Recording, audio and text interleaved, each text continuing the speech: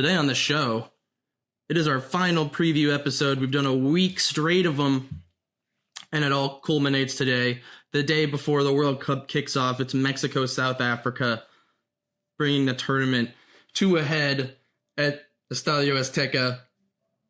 So it's only fitting we talk about a CONCACAF tournament by addressing some of the CONCACAF teams. What sort of chances do we have as a federation? Who's the best team anyway?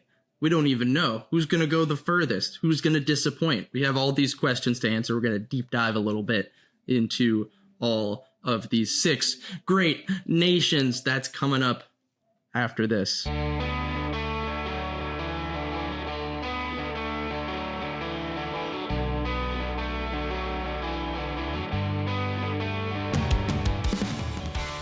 Live from San Jose, California, and Brooklyn, New York. It's the Any Given Thursday podcast. I got beats, David. It's a celebratory podcast, right? We're talking about our favorite confederation, so got to throw the beads on.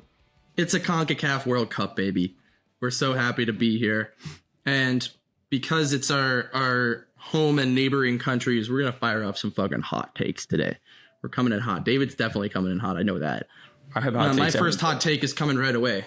Is Canada the best team in CONCACAF? No, that's my hot take. Cool. You're probably right. But let me rephrase. Is CONCACAF going to be the team, or is Canada the team from CONCACAF that's going to perform the best at the World Cup? Well, okay. I think you got to define perform the best. I don't think they will go the furthest, but I do think they might look the best while playing, if that makes sense. Could they come out of this feeling happiest of themselves, the United States, Mexico? Yes, because I think they'll get out of the group, and that would make them the happiest. I think if that would be the first time, I believe, in Canadian history they would get out of the group. They've only made the one World Cup, and they didn't win a game. So their first win will be their first World Cup win, and they should win in the groups. They should win at least one game, probably 2, based on their fairly weak group. They have Bosnia, Qatar, and Switzerland with them in Group B, which is mostly hosted in Canada, but 2 Toronto, 1 in Vancouver for the Canadian matches. All their games are in Canada. Yeah. And then they make the other teams travel. What the heck is that? I'm sorry. I'm just now realizing that Bosnia have to travel from Toronto to Los Angeles to Seattle. That's outrageous. It's outrageous. That's terrible. That's what happens in a pot 4 team, I guess. Yeah, I kind of get that. I think Canada having to travel all the way across their own country is a little silly to begin with. Very silly. But you're making Bosnia go all the way down to Los Angeles as well, and then basically back up to Vancouver anyway. Yeah. Absurd. It's incredibly silly. That'll be one of the many talked about things of the World Cup. As people start to break down and teams go out unceremoniously, everyone will start to complain about stuff, including the pitches, the weather, the travel. It'll all start to happen. And in the end, none of it will matter because that's just how the world is. We forget about that stuff and only focus on the cool things because that's our flaw as a species, I think, David. And I don't know if this is too salient a point to make on a World Cup podcast. It's pretty deep for a sports podcast. Deep, yeah. You know what isn't deep? The United States midfield. Oh, okay. Well, we're moving on to the U.S. I thought we were Let's go. We're gonna circle back to Canada in a minute. Let's start with the United States of America. The big story is everybody loves Poch, then everybody hates Poch. Now everybody hates Poch more. That's kind of how it is. Being that it's somehow one of the hardest national team jobs for media stability. And it really shouldn't be. And I don't know why it's so difficult for people to get along. I feel like you can never really say the right thing as the United States head coach. It's like he comes in and he's like, I don't see why we can't compete for a World Cup. That's the point of a tournament, is to try to win it. Everyone's like, well, that's unrealistic. What are you talking about? And then he's like, you know what? Can't really win the World Cup with this group of players, but we're going to try our hardest. They're like, you're changing your mind. What do you mean you can't win the World Cup? And I feel like I understand some Poch criticisms, especially, he may have gotten caught talking behind the federation's back with Milan. Some of his selections here are strange, I would say. So there's plenty of places to criticize him, but I also feel like I come away from a lot of these interactions, like listening to American media clips about him, feeling like there's a cultural difference that's hard to bridge, which is the same thing we had with Klinsmann, who is an objectively bad manager in many ways, to be fair, but especially later in his career. Yeah, I think Klinsmann at the start of his U.S. tenure did a really great job, and then kind of lost the plot as he became a little too tied to certain players who were not able to deliver the performances that they previously had. I just think it's turning a little bit into the Mexico job where you like can't really say the right thing. Nothing is really good enough. And the question is always placed at the foot of the manager instead of like the development of American players at the very base of our infrastructure, which has always been the problem and will always be the problem. And is what every manager besides Berhalter, who was very much American. Yeah. I mean, he's more than like he is part of the American Federation, like the structure. He is a business appointment there. But pretty much everyone outside of him has been like, pay to play is going to kill this your chance of developing any great players. They have to move to Europe at 16 or they're not going to make it because of our system and our structure. And it eliminates so many potential options from the playing pool very early. I agree with them, but I guess that's like a bigger, deeper issue than this upcoming World Cup, which I think Pochettino I think he's really struggled with adapting to CONCACAF play. And I think we saw it at the Gold Cup, struggled against Haiti, had to go to penalties against Costa Rica. With the B squad, to be fair.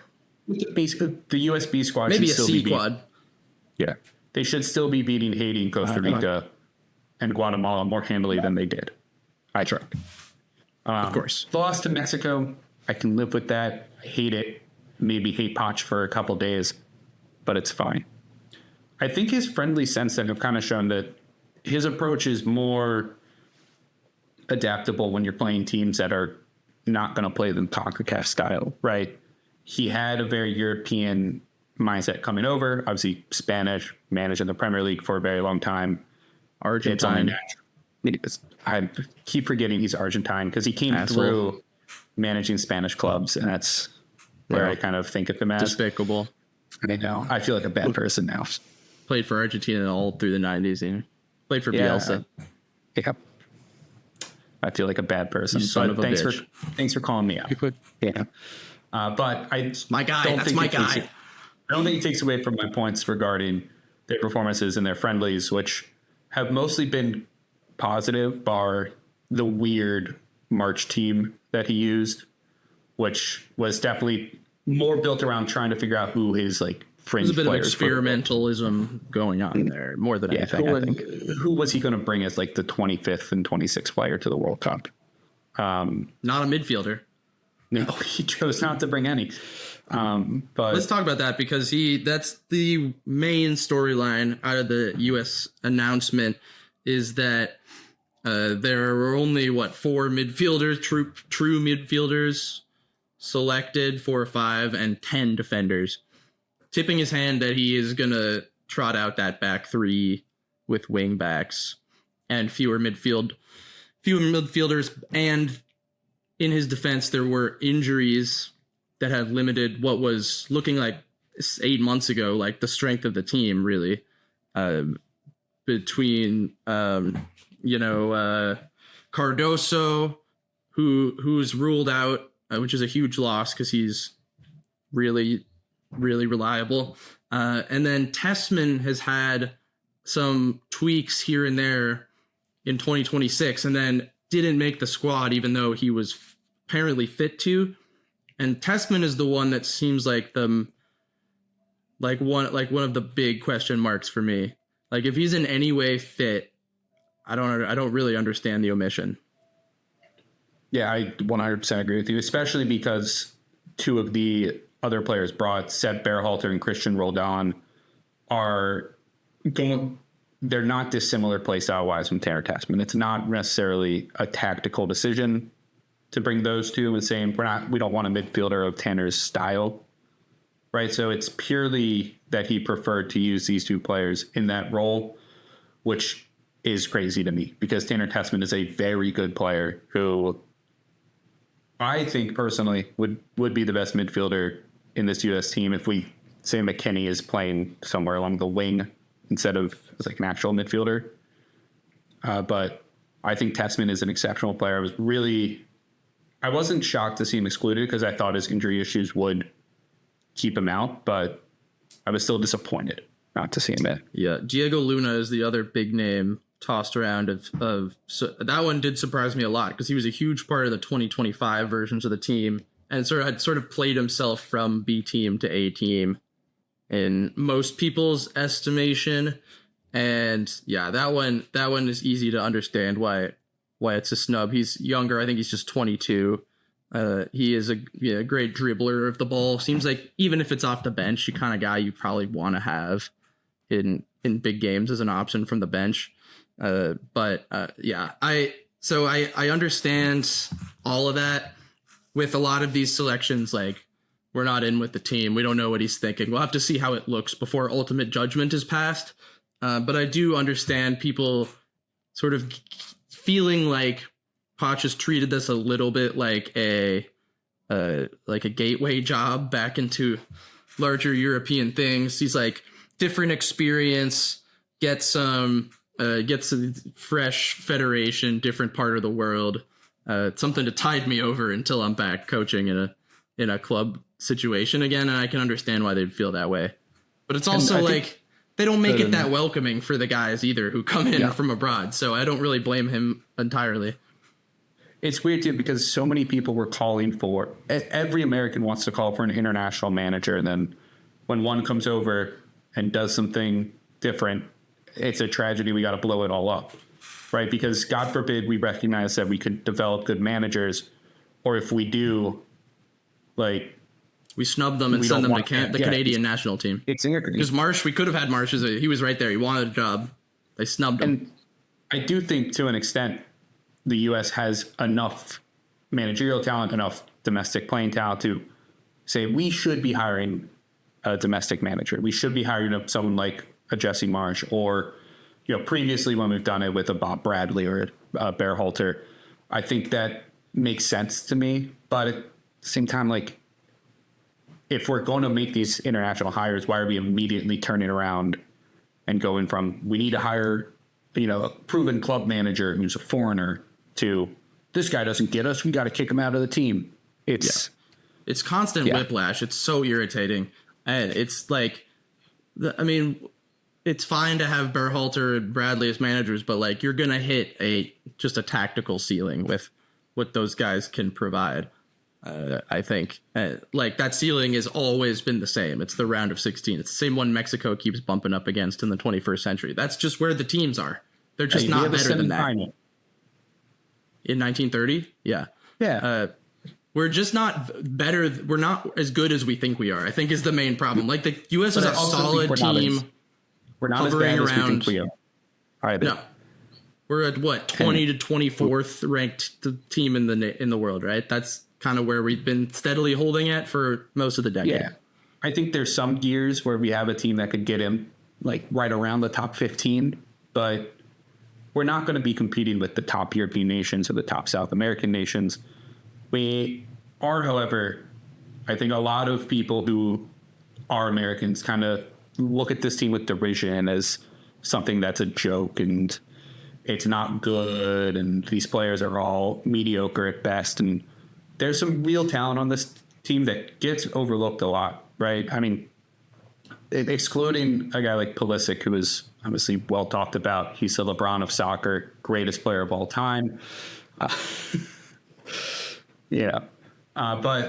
like, Tyler Adams is a legitimately very good player. We've mentioned two guys who are not on this team in Cardoso and Tessman, who are very good players. Weston McKennie is playing the best he's ever played at his club level. The best season of his career.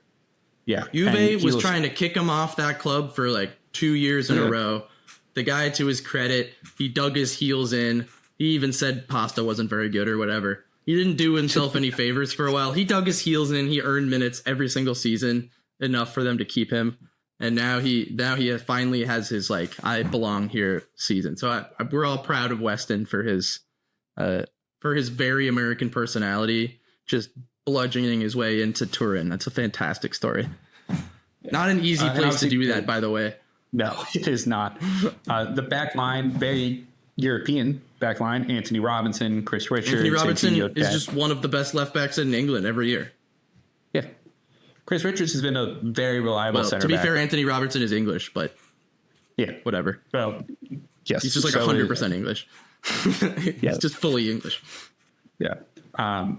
Chris Richards is just a very reliable center back for a Premier League side that just won a European trophy.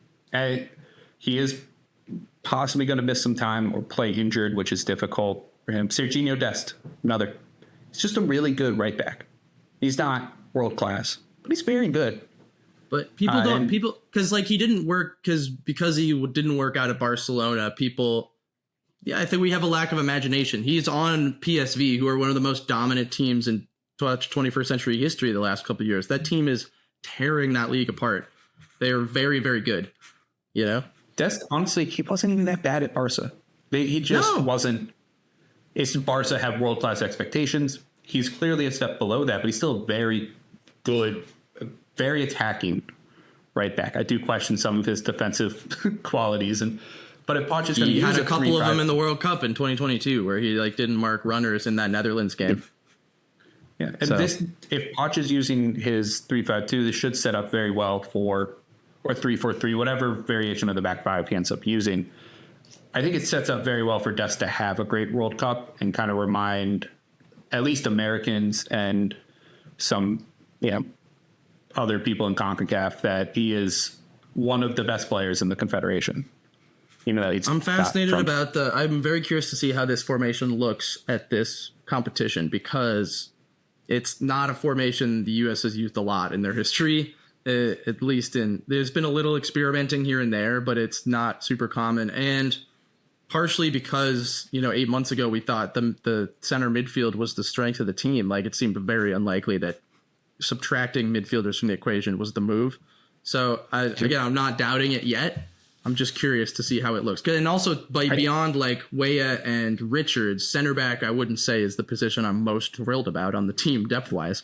So you're like when you continue adding defenders in the pool, it feels like you're pulling from like a weaker spot in the talent, but I don't know. Yeah, I think there's going to be a lot of questions asked of Austin Trusty, Alex Freeman, Mark McKenzie, who are all, kind of that next tier down of players from a Chris Richards that has not so demonstrated trusty.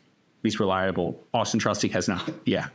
Not so trusty. Alex Freeman, super young. If he can make that step up, like, that I know you're a Freeman guy. Would make me feel a lot more confident in the center back group. What's funny is that what Europeans don't understand is that as Americans, we're all Freeman. Wow. That is deep.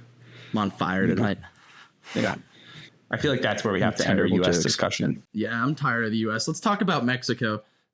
We've talked about Mexico here and there on the previews so far. We talked about the Wunderkind stuff with Mora. And there's a little bit of youth revival, either, around the fringes or on the bench in addition to him. But at the same time, it is a lot of the same people we've seen before, including their terrible 2022 campaign in Qatar. And Aguirre is back for like the 15th time coaching the national team. He's like a put out fires guy. It always seems like the federation's on the verge of like internal collapse a little bit. And now that they're playing at home through, for at least 5-6 matches, if they make it that far, there's a lot of pressure to at least get to that fifth game, which is now ironically the round of 16 also. But I think they're going to have a lot of pressure on them. And I don't know if they have the moves to overcome that. At the same time, they're going to play at the Azteca, which we talked about yesterday on the Under the Radar Stories pod. And that can make up for a whole lot. If you ride that wave through a few rounds, I also wouldn't be surprised. But I don't know if the team is that great. Yeah, I agree with you. It's coming off the back of 2025, which outside their Gold Cup, where they were one of the few teams to run out like an actual A team at that Gold Cup. Look at like the Saudi team, the US team, the Costa Rica team. They were all missing a lot of key pieces. Mexico ran out what's closest of that group, which is, the contenders, I think, pre-tournament that people thought for the Gold Cup. Probably ran out the closest to an A team. But they followed it up with just a disastrous series of friendlies. They lost, or didn't win, for 6 straight before getting a result against Panama. And even since then, the performances haven't looked very good in the friendlies. They've gotten some wins over Ghana and Australia, which is nice, but probably expected of a Mexico team. I think it's just like... The Australia game was not all that impressive because they played well in the first half and not so well in the second half. Harrington started, one of our hummus contenders, by the way, for Australia. Let's hope that continues for our sake. But you could see in the Azteca, though, when it was absolutely packed full of Mexican fans. In the Rose Bowl where they played that friendly against Australia is what I meant to say. I mean, like, if that's what a friendly looks like on the wrong end of the border, like, good luck. Good luck in Mexico. And they've mostly played their friendlies outside of Mexico City because they, I guess, wanted to build up maybe some like excitement for the World Cup to be hosted there. The one game they played in Mexico City was Portugal, ended in a draw. That's a good result for Mexico. And I think as you move to the World Cup, right, playing 2 of their group stage games in the Azteca, and then if they top that group, likely their knockout stages at the Azteca as well, is such a huge advantage for them. They play so well there. And I agree with you. I don't love this Mexico team. I don't think they're as talented as a lot of previous Mexico teams have been, but it's a home World Cup for them, and I think that could carry them pretty far. Striker is a pretty big problem. I'm Who do you aware. play up top? As a Milan fan, I'm well aware of some of their striker issues. Santi Jimenez did not score. He really seemed like the next hot thing, and it just never quite happened for him. Raul Jimenez, as solid as he's been for most of his career, also had sort of the peak of his career disrupted by that awful head injury, and he's never been kind of that level of dominance since. It's a bit of a shame, really, that the timing didn't quite work out for him with any of these Mexico runs. But yeah, I think that seems like, I don't know who you probably lean Jimenez, but do you feel that good about it? I don't know. You could try to force Huerta central as well, which he's never really played that position for the Mexican national team. Never had to be the goal scorer. He's 26 appearances, only 3 goals. Has usually been deployed as more of like a support role, helping to create opportunities. But yeah, the lack of striker is a huge issue for this team. And I think we've seen in even in their better friendly form recently, is like they're not scoring a lot of their chances. It's not going to be a high-flying, high-scoring team. They're likely going to have to play a pretty defensive game, even against teams like Serbia and South Korea, who you would say they are better than. Not Serbia. Sorry, Serbia is their last friendly. I meant to say South Africa. Yeah, Serbia very much not at the World Cup. Yeah. I have their schedule pulled up and accidentally went with a little brain fart there. Yeah, we'll have to see. I mean, Aguirre has talked about getting them into this sort of fortified unit. Like they had the little bit of the squabble ahead of the camp last month in May, where you tried meeting like fitness requirements, and he really wants everybody to be sort of locked into this like us against the world thing, and kind of edified in national, I don't know, might. We'll see if that is effective for him. Like it's the kind of mentality you need to advance in a World Cup, but we'll see if it's effective for them. Well, and there were rumors he was going to reject players like Santi Jimenez or Edson Alvarez because, or Fidalgo on Betis, because they were going to be like a day late because they still had club commitments to when he had requested everybody show up. Yeah, that's pretty silly. Yeah, that would have been. I think that was always just a threat, not something he was actually going to do. But Jimmy Luzardo missed out though because of some of these things, because his relationship spiraled. But anyway, real pressure on them. Real pressure. Canada looking for their first ever World Cup win, and that should absolutely change this time around. As I mentioned, Bosnia and Qatar in Canada, like, they gotta win. They should win both of those games. I think would feel like they should win both of those games. They should at least beat Qatar and draw Bosnia at the worst. The June 24th finale against the Swiss in that group, in my opinion, and probably theirs, should be for top spot in the group. Though Bosnia, I don't mean to suggest Bosnia and Herzegovina is a pushover, because remember who they just eliminated from. And it's not exactly like there's a big quality difference there. I think they're pretty similar talent wise, actually. But their big advantage is they've been galvanized under Jesse Marsch. He's kind of the perfect coach for this generation of players because they're talented, but outside of like the Davies and various Davids of the world, they're mostly not at super sexy clubs. They're mostly not like household names that your average soccer fans. Anyway, dare I say they're a little USA 02, a little bit in their development, except instead of a really solid defensive block, counterattacking, good in the box situation like the 02 US, they have a very classical Red Bull style in the 4-4-2 or the 4-2-2-2, the heavy duty pressing. They have, despite that though, they have quite a good track record of clean sheets. Actually, they haven't turned into like a high volume back and forth scoring affair sort of team. They're actually pretty low scoring, a lot of 0-0s, a lot of 1-1s. And they're quite physical and aggressive, sometimes to a fault, in executing that press. They table off fouls. Still a yeah. There are good attacking players in the pitch, but finishing hasn't always been like their thing in this group, in this era either. Like they scored just once in the Copa group stage 2 summers ago, but they did finish second to Argentina and then got through Venezuela in the quarterfinals after a 1-1 draw and penalties. So that's like, so they can win sort of classical tournament games with low scoring and penalties if need be. They did also fail to score against Argentina in the semi. So they scored 2 goals in 5 games, but they did make the semifinal. So there's that.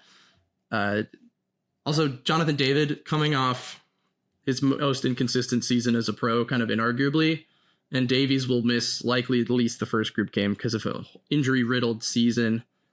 So it's not, they're not coming into it at full health with their best players, which is a concern. You also wonder who is going to be the one to pair up top with David too. Because David number 2 has also had a problem, has also had some injury concerns, but is in the squad. If you look at the team from the Copa run, right, you would probably point out the 3 key players and why people were so optimistic about them were Jonathan David, Tasia Buchanan, and Alphonso Davies. And all 3 are coming into this with either injuries or bad form and do not look like the players we kind of were hoping they could become. That said, a lot of the other players have gotten a lot better. I mean, Ismail Kone looked really good this year for Sassuolo. He's kind of becoming a key part of this Canadian setup. Eustachio is like still a really good player. Love Eustachio. If you like a hardworking, industrious midfield, may I introduce to you Kone and Eustachio as the central 2 pairing. Good luck. Gonna kick you. Yeah. Kyle Larin is like always somehow reliable. It's for Canada, I should specify, not necessarily for his club team. Yeah. Always reliable for Canada, though. Yeah, I was finishing up with Bombito. At Nice, I think, is like a really underrated player, and if he gets good game time for Canada, I think they should be looking to start him in most games. But here's the problem with Bombito, he has not played since like September because of injury. He played like 4 club games this season. He says he's at full fitness and ready to go for the World Cup, but he's had 0 game time in like 8 months. So, like, this is the thing for them. You can add to the list. Yeah. So it's a lot of questions as to like performance level with their best players, but there is a ton of continuity for like a lot of their main guys. Like Davies, David, Larea, Johnston, Eustachio, Buchanan, Laren, Osorio, Kone. They all played at Qatar 22. And then guys recently in the last couple of years, like at Schaffelberg and there, like they just have a lot of continuity, and they playing under Marsch's system specifically. And that in his tenure has been designed around, I think, this target of this tournament. So Lord knows what sort of tricky mind games he's got going on in the locker room. But I just feel like that sort of consistency and single-mindedness and like the direction of playing a certain way with a certain group of players over and over and over, that repetitiveness is something that the U.S. and Mexico haven't had. And despite the injury concerns, I still feel like pretty positive about Canada. But we shall see. Yeah, Promise David off the bench. Mwah. I love Promise David. Yeah. I think this is, in terms of talent, one of the best Canada teams ever. Obviously, I don't think that's really up for question. I'm still a little like, after their performance at the 2022 World Cup, where expectations were not necessarily high, but like first time ever for Canada, and people kind of wanted them to deliver something. I'm still a little, scared to pick them to go any deeper than the round of 32, partially because of that. That's fair. That is fair. What do you think about, by the way, I think I said earlier that 2022 was Canada's first World Cup. It was 1986. I was forgetting about 1986. Yeah. But they also didn't win any games at that. So they're still waiting for their first win. Panama. A couple of things about them. One, you may not know this, Thomas Christensen, one of the longest tenured managers at the tournament. He's been in charge since 2020. And he's actually Panama's leader in matches helmed as head coach as well. He's a Dane, but I believe a native Spanish speaker that could have represented Spain when he was a player, although he wasn't good enough. But I do. So he's totally fluent, and I'm sure that's part of how he landed that job in the first place. Another CONCACAF team with a lot of continuity and experience. They're actually the oldest team at the tournament. Average age is 30. They had their first World Cup appearance in 2018. This is their second World Cup after missing in 22, but they had a good Copa showing in 24, made the quarters. Runners up in the 23 Gold Cup and 25 Nations League, beating the U.S. in all three of those tournaments, right? The group stage in the Copa that basically got Berhalter fired, and the semis twice, including that Nations League last year that CBS was broadcasting, and they all ran to Thierry Henry on the sideline, if you recall. They're actually in something of a golden generation right now. And they are old, though. Their youngest player is 24. They have many players in their 30s. What do you think about Panama? I think they kind of come into this like a classic CONCACAF team, the outside of the U.S. and Mexico. And we've hinted at a lot, but just to clarify, when I say the CONCACAF style, CONCACAF teams, they will resort to literally any tactic that is available to them. They are going to rely on like their physical strength and their physicality to overcome opponents. They'll take a defensive approach to the game. They are not... They have technical ability, but they will often ignore their technical ability in order to kind of beat somebody for pace or beat somebody shoulder to shoulder. And generally, you need to wear thick shin pads when you play against them. You have a reliable goalkeeper. It's a shame they couldn't loan in Jesus Navas for this, because they need some of that 2014 Costa Rica magic, I think, to make a run like that. And they actually... Mosquera, their goalkeeper, is also pretty good. He's playing in Saudi Arabia. He's like a very solid option between the six as well, which he's got to have a big tournament. This is a classic CONCACAF team that might not win a game, but they will make it very difficult to beat them unless you're Brazil, who just did 6-2. That just happened. The weird thing is that friendlies are weird sometimes. I didn't think Panama were actually kind of good in the first half at times, even though they conceded like 50 seconds in. They forced Brazil into some awkward moments. They scored a couple of good goals, and then they ended up conceding 6 anyway. But It didn't bother me that much. I think they have a reasonable chance actually of not getting pummeled by England and thus battling for third place with Ghana.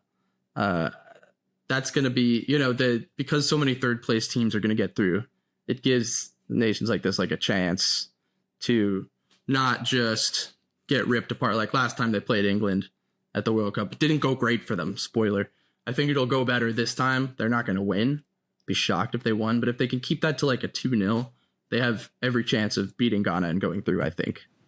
Yeah, especially Ghana first game of the World Cup. Like it's Going to be difficult to kind of get yourself into it. It's a big emotional moment for a lot of players. We have no idea what to expect from Ghana. So like literally no idea.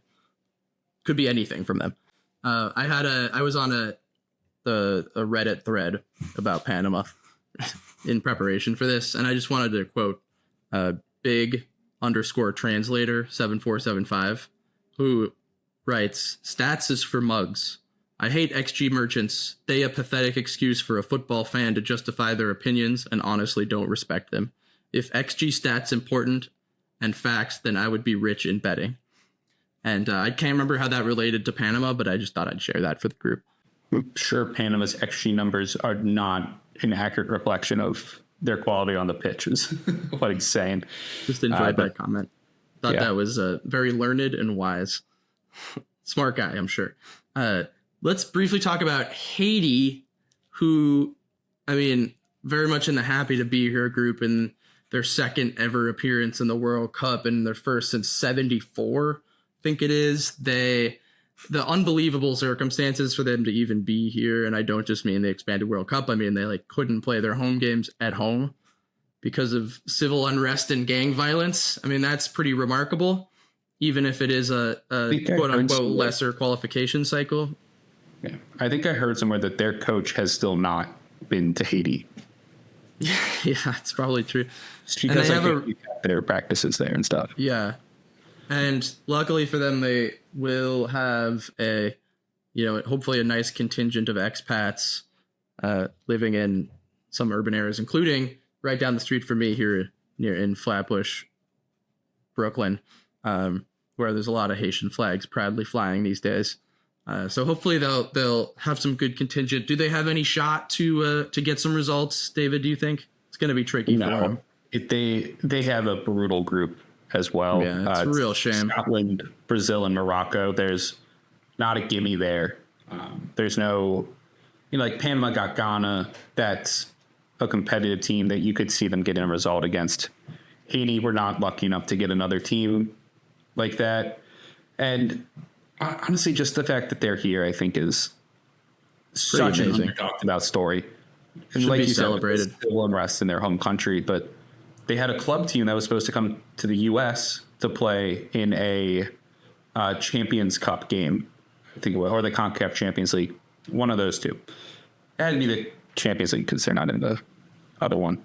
But they had like 9 or so players who were rejected for entry. The fact that they were able to get, through all the hurdles and the red tape preventing Haitians from getting into the country, the fact that they were able to get through that to get the team into the U.S. is, I think, a lot of credit needs to go to their administrators and probably some FIFA intermediaries as well who helped make this possible, because our country has not been particularly welcome. We hear about the stuff with Iran, obviously, but South Africa, too, has had an issue with their coach getting it. So, for us to not hear stories about that is pretty impressive. And yeah, they deserve to be entirely celebrated for this. And I wonder if this was their first World Cup and not their second, if we'd be talking even more about them. Maybe that's a little bit of a crutch on the media scale. But once we start going and they play some games, hopefully that'll pick up. Curaçao has gotten more attention than Haiti because they are not only debutantes, but the smallest nation to ever qualify by population. And I think they're still the lowest ranked nation in FIFA World Rankings, right? I think so. I'm surprised because they beat Haiti 5-1 in qualifying. Oh, maybe Haiti's below them now. Yeah, you're right. They might be above Haiti now. But they have a lot of guys playing in second divisions, etc. It's all about vibes with them.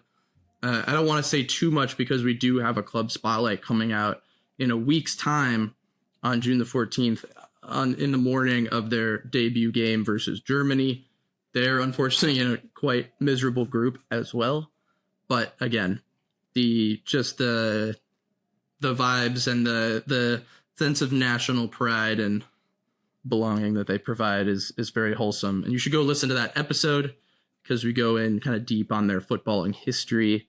So how like the colonial background affected their capabilities on the pitch for many decades, and then eventually their sovereignty in 2010 and this new modern era Curaçaoan football, slightly more separated from the Netherlands, but featuring a host of Dutch players, which is only fair and just.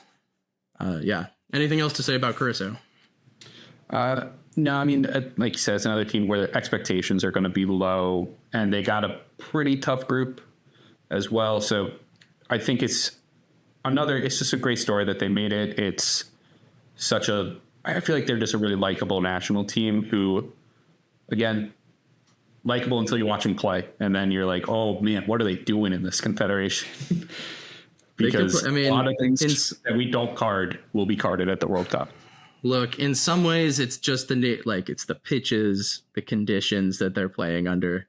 You try playing games in the Caribbean and year round, in between hurricanes and storms, and it's not easy. And the humidity, not easy playing equatorial football all the time in an island, especially. But yeah, that's going to do it for the pod. Cheers to all these teams. We're rooting for CONCACAF to pull out something. Probably not make a semifinal, but at least make a run. Put us on the map again since we're hosting the damn thing, Make my prediction. I think there will be a CONCACAF team in the semifinal. And I think it's going to be a controversial couple decisions that get them there. Think Trump's putting in a phone call? I don't think he has to. I think FIFA would be happy to do it themselves. Yeah. All right, that's going to do it for the show. We will see you for the World Cup. It starts tomorrow, everybody. It starts tomorrow. Mexico, El Tri, Bofana. Vuvuzelas, get them out. Let's go. Cheers.